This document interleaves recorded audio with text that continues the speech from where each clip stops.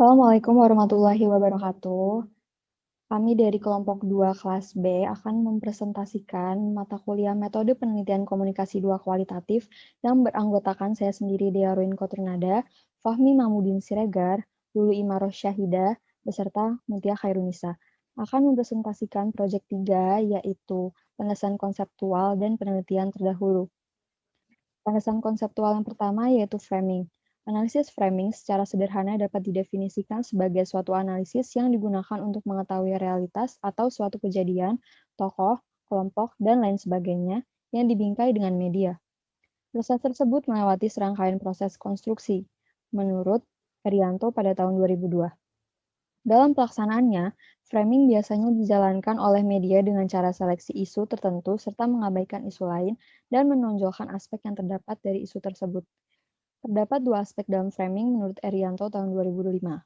Yang pertama yaitu memilih fakta atau realitas. Proses yang dilakukan dalam memilih fakta ini biasanya berdasarkan asumsi. Kemudian, dalam proses ini juga selalu terdapat dua kemungkinan, yakni apa yang akan dipilih atau include, serta apa yang tidak akan dipilih atau exclude. Yang kedua yaitu menuliskan fakta. Pada proses ini terdapat hubungan dengan bagaimana memilih suatu fakta yang nantinya disajikan untuk publik atau halayak. Selanjutnya media informasi online. Frida Laksana dalam Summa Diria tahun 2005 mengelompokkan media online ke dalam jurnalistik media massa.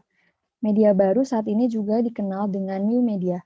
New media ialah berbagai macam bentuk media dan isi medianya diciptakan lalu kini terbentuk oleh adanya perubahan teknologi. Salah satu contoh dari new media abad 21 yaitu internet. Sebagai sebuah teknologi baru, bentuk dari media dan teknologi sendiri muncul dalam waktu yang bersamaan dan dikenal dengan media convergence. Perkembangan yang hadir dari adanya media massa yaitu dapat membuat seseorang menikmati berita maupun informasi yang diperoleh dari manapun, termasuk juga dengan adanya media online. Di dalam buku yang berjudul Online Journalism, Principles and Practice of News, terdapat beragam manfaat yang dapat diperoleh dari adanya jurnalisme online dan salah satunya yaitu immediacy. Immediacy dapat memberi kemungkinan jika informasi dapat tersampaikan secara cepat dan langsung ditujukan kepada halayak. Media online ini memiliki berbagai keunggulan, yakni yang pertama informasi yang disajikan up to date, proses penyajian maupun pengemasan informasi yang dapat dikatakan lebih sederhana dan mudah. Yang kedua, informasi yang tersedia sifatnya real time, menyajikan informasi ketika suatu peristiwa sedang berlangsung, yang mana informasi tersebut dikirim langsung ke meja redaksi. Yang ketiga, sifat dari informasinya yaitu praktik. Maksudnya adalah informasi tersebut dapat diakses di mana dan kapan saja menurut Suprobo. Pembahasan selanjutnya akan dilanjutkan oleh rekan saya Mutia Khairunisa. Selanjutnya kami akan membahas penelitian terdahulu. Penelitian pertama yang berjudul Analisis Framing Aktivisme Media Sosial dalam Gerakan Sekolah Menulis Buku. Penelitian ini merupakan penelitian berbentuk kualitatif dengan menggunakan pendekatan framing model oleh Gamson dan Modigliani dengan mengamati bagaimana sebuah wacana atau komunikasi ditampilkan di ruang publik lewat unggahan foto dan caption Instagram. Hasilnya adalah penelitian ini menunjukkan bahwa framing yang digunakan oleh akun Instagram @gsmb_Indonesia menggunakan tokoh publik atau influencer sebagai legitimasi gerakan. Pembahasan mengenai isu bahwa pentingnya literasi dalam masyarakat dan penawaran, serta apresiasi bagi penulis yang telah bergabung sebagai upaya aktivisme media sosial dalam penyelenggaraan gerakan sekolah menulis buku. Penggunaan metaphors, catchphrases, exemplar, depiction, dan visual image diaplikasikan dalam Instagram gerakan sekolah menulis buku. Penelitian selanjutnya berjudul Analisis Framing Pemberitaan Generasi Milenial dan Pemerintah Terkait COVID-19 di Media Online. Menggunakan metode framing Robert N. Enman dan menggunakan pendekatan kualitatif, bertujuan untuk mengidentifikasi pemberitaan mengenai gugus tugas penanganan COVID-19 di ketiga media online edisi 20-23 Maret 2020. Terdapat 4 tahap dalam framing, yaitu diagnose cause, define problem, treatment recommendation, dan make moral judgment. Temuan dalam penelitian tersebut bahwa peran media online saat ini tidak sebatas penyampaian informasi saja. Zaman menuntut media untuk berperan sebagai pengawas dari pejabat kelas atas untuk merumuskan kebijakan yang bermanfaat bagi masyarakat. Hasil penelitian menunjukkan bahwa media cnnindonesia.com liput liputan6.com dan kompas.com memberikan tempat klarifikasi kepada pemerintah mengenai pro dan kontra Satgas COVID-19 terhadap partisipasi influencer. Penelitian selanjutnya yang berjudul Analisis Framing Media Online dalam Pemberitaan Profil dan Kebijakan Menteri Susi Pujiastuti. Fokus penelitian ini yaitu bagaimana media online mengkonstruksi profil dan kebijakan Susi di 3 media online yang sangat populer, yaitu detik.com, kompas.com, dan antaranews.com. Penelitian ini menggunakan model analisis framing Pankowski. Hasil penelitian menunjukkan bahwa setiap media memiliki caranya sendiri dalam mengkonstruksi pemberitaan Ibu Susi Pujiastuti. Penelitian selanjutnya berjudul Analisis Framing Pemberitaan Media Online cnnindonesia.com dan tirto.id mengenai kasus pandemi COVID-19. Dalam penelitian ini menggunakan metode penelitian kualitatif berdasarkan analisis kerangka Penn dan Kosicki. Fokus penelitian ini pada 2 media online yang sangat populer di masyarakat, yaitu CNN Indonesia dan tirto.id. Hasil analisis yang dilakukan menunjukkan bahwa pada media online cnnindonesia.com, struktur sintaksis lebih menekankan pada peran pemerintah sehingga berbentuk opini positif di kalangan masyarakat.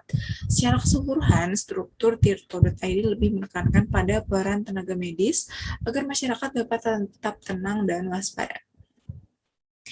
Sekian penjelasan dari saya. Penelitian selanjutnya akan disampaikan oleh rekan saya, Lulu Imar Rosyaida. Silakan, Lulu. Lulu Imar Rosyaida akan meneruskan penjelasan dari teman saya, yaitu mengenai penelitian terdahulu.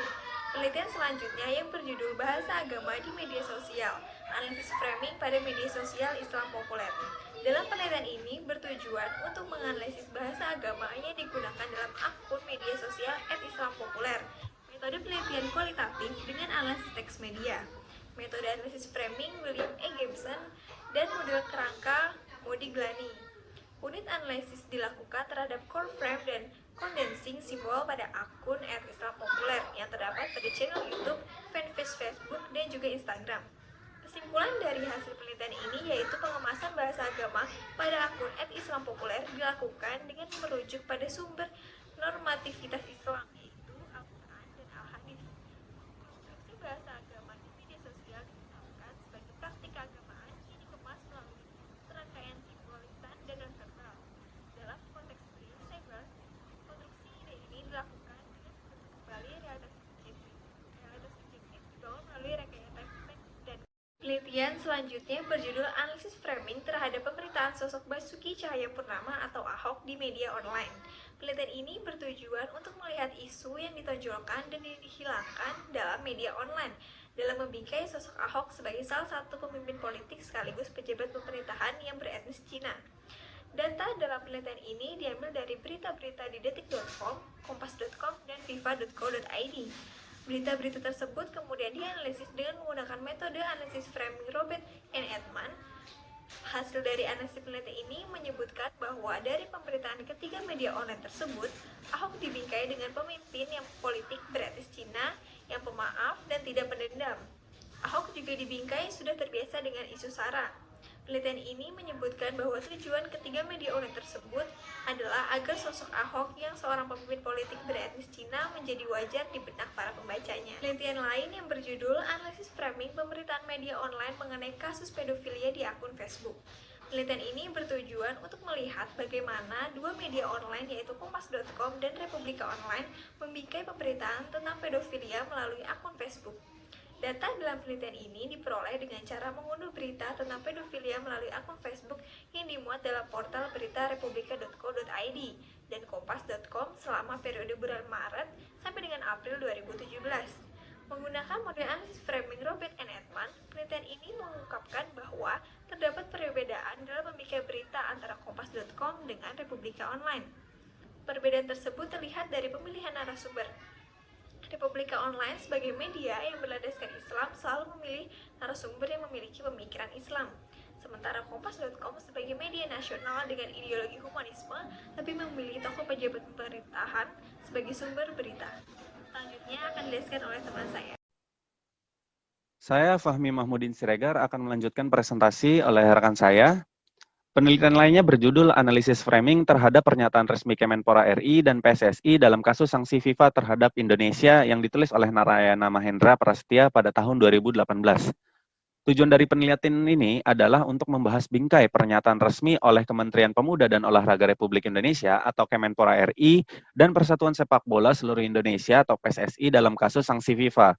Data dalam penelitian ini merupakan sampel yang diambil dari pernyataan resmi Kemenpora dan PSSI mulai dari penjatuhan sanksi administratif dari Kemenpora terhadap PSSI hingga pencambutan sanksi FIFA pada bulan April tahun 2015 hingga Mei tahun 2016 yang kemudian dianalisis dengan analisis framing Robert Enman. Dalam penelitian ini dijelaskan bahwa PSSI dan Kemenpora merupakan dua pihak yang paling mendapatkan sorotan dalam kasus sanksi FIFA kepada Indonesia. Kedua pihak tersebut mempublikasikan pernyataan melalui situs web resmi masing-masing. Dalam pernyataannya, kedua pihak menghadirkan frame yang intinya sama, yakni saling menuding pihak lain sebagai penyebab sanksi FIFA. PSSI mengklaim bahwa intervensi Kemenpora merupakan pemicu sanksi FIFA. Di sisi lain, Kemenpora mengklaim bahwa tindakan intervensi yang mereka lakukan punya dasar hukum dan intervensi tersebut merupakan akibat dari keengganan PSSI untuk mendengarkan Kemenpora. Dalam situasi krisis, masing-masing pihak memang akan memberikan pernyataan dengan frame yang mendukung kepentingan dari pihak tersebut. Penelitian selanjutnya ditulis oleh Andi Setiawan pada tahun 2018 dengan judul Analisa Framing Aksi Solidaritas Bela Rohingya dalam Detik.com dan Republika Online. Penelitian ini ingin melihat bagaimana media Detik.com dan Republika Online membingkai tragedi kemanusiaan Rohingya, khususnya ketika aksi bela Rohingya 6 September 2017. Data dalam penelitian ini dikumpulkan dengan cara observasi pada subjek media online Detik.com dan Republika Online dengan objeknya adalah berita tentang krisis Rohingya pada hari dilakukannya aksi solidaritas Rohingya pada 6 September 2017.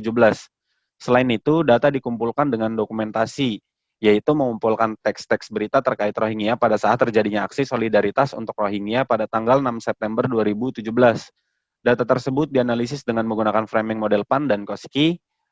Hasilnya dari analisis tersebut, penelitian ini menyebutkan bahwa Detik.com sangat terlihat ingin memberikan kondisi terkini di tanah air dengan jumlah liputan yang begitu masif pada jam-jam terjadinya aksi massa. Detik.com tidak banyak meliput tanggapan tokoh-tokoh maupun organisasi dunia dalam hal pemecahan masalah Rohingya. Detik.com lebih banyak meliput usaha-usaha pemerintah Myanmar dalam mencari dukungan negara-negara yang memiliki kesamaan demografi dan politik. Berbeda dengan Detik.com yang banyak memberitakan upaya Myanmar, Republika Online lebih banyak memberitakan langkah-langkah organisasi dan tokoh dunia untuk mendesak pemerintah Myanmar menghentikan kekerasan kepada Muslim Rohingya. Pada intinya, kedua portal berita tersebut pada dasarnya memberitakan tema yang sama, yaitu tentang konflik di Rohingya, namun dengan porsi penekanan yang berbeda.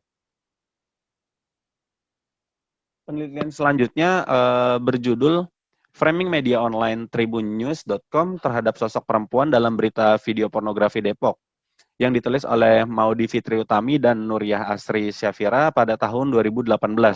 Penelitian ini berisi tentang pembingkaian media online tribunnews.com terhadap sosok perempuan berinisial HA dalam video pornografi di Depok. Data dalam penelitian ini diperoleh dari berita tentang pemberitaan sosok perempuan berinisial HA dalam video pornografi di Depok di media online tribunnews.com, edisi terbit tanggal 25 sampai 27 Oktober 2017. Data dalam penelitian ini dianalisis dengan metode analisis framing Zong dan Pan dan Gerald M. Koski. Dilihat dari struktur sintaksis, pembingkaian yang dilakukan Tribun News dapat dilihat dari penyusunan faktanya. Struktur skrip dengan mengisahkan fakta, Tribun News sangat menonjolkan unsur siapa dari unsur 5W plus 1H. Struktur tematik dalam pembingkaian berita di media massa dapat dilihat dari cara wartawan menulis fakta atau tematik. Struktur ini dapat menggiring fokus halayak bahwa HA adalah sosok perempuan alumni UI yang ada di dalam video porno yang masuk pencarian teratas. Struktur retoris atau cara menekankan fakta Tribun News menggunakan kata, gambar, dan grafis untuk mendukung pembingkaiannya. Tribun News banyak memakai kata video mesum, viral, heboh, serta alumni UI. Sekian presentasi dari kelompok kami. Mohon maaf apabila masih terdapat banyak kekurangan. Terima kasih sudah menonton video ini. Wassalamualaikum warahmatullahi wabarakatuh.